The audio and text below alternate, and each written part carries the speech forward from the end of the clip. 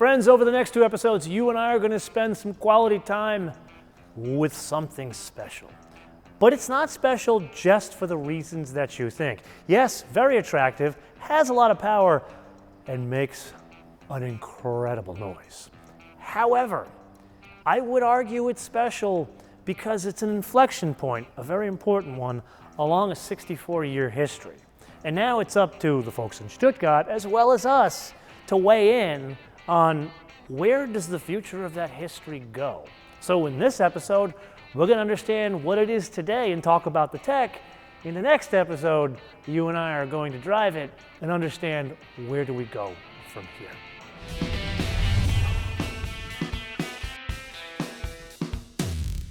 Now, you and I have discussed this engine many times before, but not just in Mercedes AMG episodes, but also Aston Martin episodes. Here, there are 2 flavors on offer. There's an AMG GT Roadster, and then there's an AMG GT-C Roadster, which this is. Now, I'm a bit confused because the difference is mainly mapped to the C63 and C63S that we drove at Circuito Ascari, but they call this one a C. It doesn't really stand for the convertible.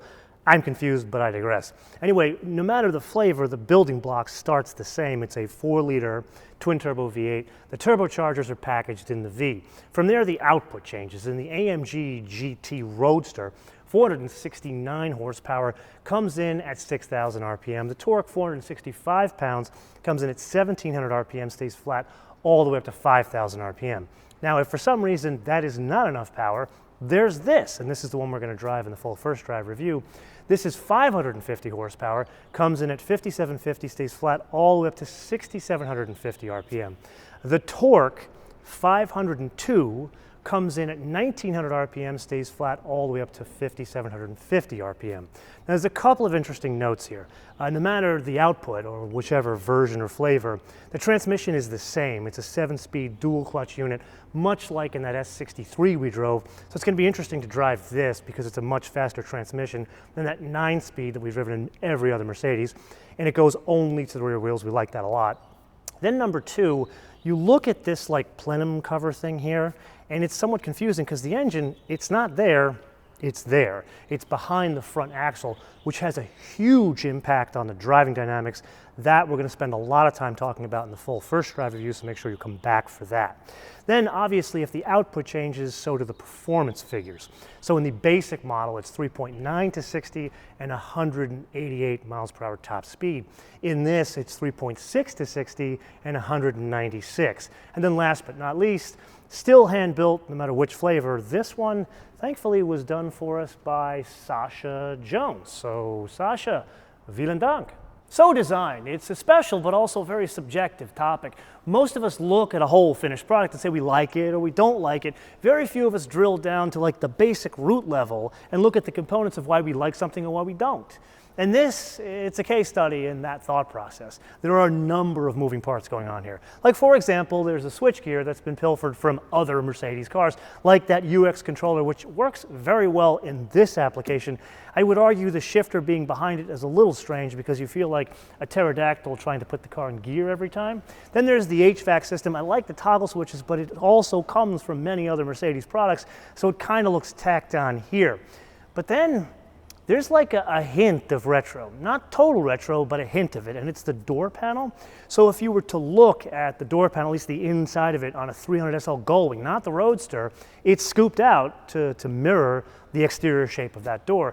This, someone kind of picked up on that here, but then the color and trim designer said, you know what, let's not make it total retro, so the actual diamond stitch takes away from the 300 SL, so it's a nice balance. And that combined with these stunning speaker grills from Burmester, that's just special. Then there's the parts that really stand out, and it's the width. Now you put somebody else in this car and you're like, wow, this is really a different type of vehicle. But it's not just the dimensions, it's the exaggeration of the center console. Now there's a couple things going on. Yes, it is a wide center console, but the way in which they've put in real knobs and real buttons.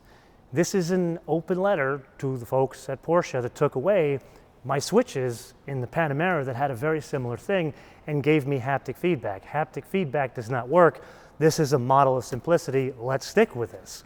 So this is kind of an open letter to the folks also in Stuttgart that did this.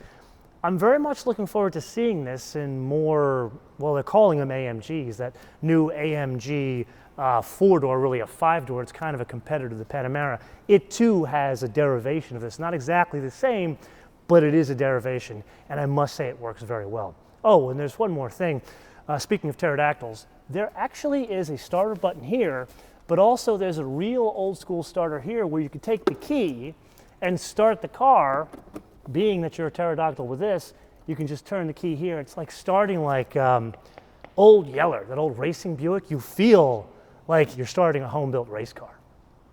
Now it's about this point in these tech reviews where I usually tell you a story about the driving dynamics. But here it's not just the parts that impact the way the car drives, it's more the numbers behind them that tell a much bigger story about where this thing sits in the grand scheme of things in the sports car world. Let's start with the basics, and that's the suspension. At each corner, it's wishbones, coils, and not one but two tube shocks. In this car, which is the AMG GTC, all of that is adjustable. Now in the full first drive review, you and I will spend a lot of time playing with that. There may or may not be a smile on my face, so come back to find out. Then there's what's hanging off the suspension. Only one wheel tire combo, 19s in the front, 20s in the rear. This is fitted with metallic rotors, so 15.4-inch diameter in the front, 14.2-inch diameter in the rear. Then there are the dimensions, and this is clearly the bigger story. So the wheelbase, 103.5, and you're looking at that and saying, well, that's a lot bigger than what I think is its direct competitor, a 911. And you would be correct if you just looked at that number, because I've told you over many 911 episodes that a wheelbase of a 911 is 96.5 inches. Then you need to look at the length. This is 179.2, where a 911, depending on the model, is anywhere between 177 and 179 inches. So you're looking at this and saying, wait a minute, this looks so much longer than a 911, and really that's a design trick. It's the dash to axle ratio, which is exaggerated here, which is what makes your mind really, your eyes are playing a trick on you, and this is a huge theme when we drive this car because it also impacts the way you think this car drives.